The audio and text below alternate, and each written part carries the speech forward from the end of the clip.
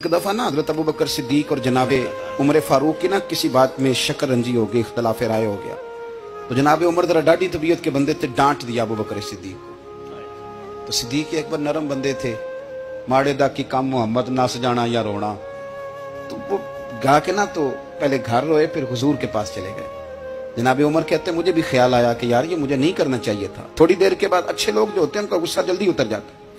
कहते मैंने जाके जनाब सिद्दीक अकबर के दरवाजे पे दस्तक दी तो पता चला वो तो घर ही नहीं। मैं समझ गया, मैं डर गया, मेरी टांगे कांपने लगी। क्यों डर रहे हो उमर?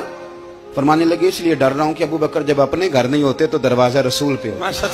सारी बात तो सुना दी होगी। फरमाते मैं नबी पाक की बारगाह में पहुंचा, सामने अबू बकर बैठे हैं, पुश्त मुबारक मेरे करीम रसूल की काबे की जानब, चेहरा सिद्दीक अकबर की जानब, दोनों की गर्दनें झुकी हुई। जनाब उमर पाक फरमाते हैं कि मैं बैठा था और सोच रहा था, सलाम ली, जवाब मिला, पर गर्दनें नहीं उठाई दोनों ने, मुकद्दस गर्दनें झुकी रही। मैं सोच रहा था कि अब हुजूर मुझे डांटेंगे तो मैं सिद्दीक के पैर पकड़ूंगा, मैं अली को सिफारिशी बनाऊंगा, मैं मिन्नत करूंगा, लेकिन कोई बोले तो बात बने ना। कहते जब देर हो गई, ये सुकूत भी बड़ा मुश्किल होता है। ओहो, अगर कभी वो चुप कर जाए तो ये भी बड़ा मसला है, महबूब भी चुप कर जाए। कहते मैं बड़ा परेशान हुआ, जब मेरा कलेजा मुंह को आया ना तो जनाब उमर कहते मैं बोलने लगा तो आंसू मेरे पहले निकल गए। अल्लाहू अकबर। कहते मैंने रो के कहा सोनिया भूल गया था, मैं गया था अबू बकर के घर माफी मांगने, पर ये यहाँ आ गए।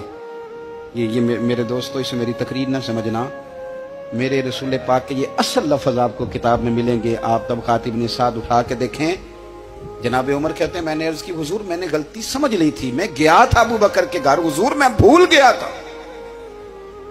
फरमाते हैं नबी पाक ने जब गर्दन मुबारक उठाई तो हुजूर की दाढ़ी आंसुओं से भरी हुई।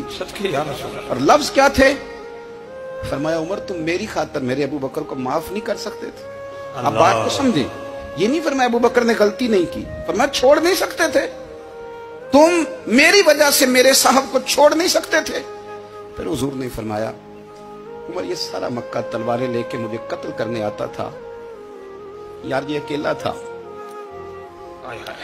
इसने खोल के बाजू कहा था कि जो हुजूर तक जाएगा मेरी लाज से गुजर के जाएगा। पर मैं दुनिया भूल जाती है, मुझे याद है अबू बकर सिद्दीक ने माल भी दिया, औलाद भी दी, मेरी खातर छोड़ नहीं सकते थे। जनाब उमर कहते हैं मैं उसके बाद समझ गया कि मेरे मुस्तफा की रजा इसी में है कि अबू बकर को राजी रखा जाए। सुभान अल्लाह।